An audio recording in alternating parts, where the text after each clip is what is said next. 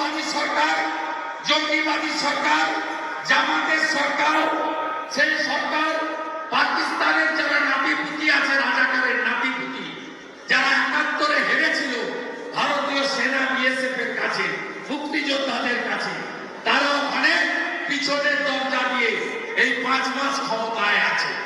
তারা ওখানে সরকার চালাতে পারছে না, তারা ভ্যাট চাপিয়েছে, প্রত্যেক দিন মন্দির ভাঙছে, প্রত্যেক দিন হিন্দু খুন হচ্ছে, প্রত্যেক দিন ওখানে আইন শৃঙ্খলা শেষ হয়ে গেছে। তাই যুদ্ধের জিগির তুলে এবং বর্ডার এলাকাতে উত্তেজনা সৃষ্টি করে এই মোল্লা ইউনূস, সুৎখর ইউনূস, তিনি দেশপ্রেমের জিগির তুলে টিকে থাকতে চান।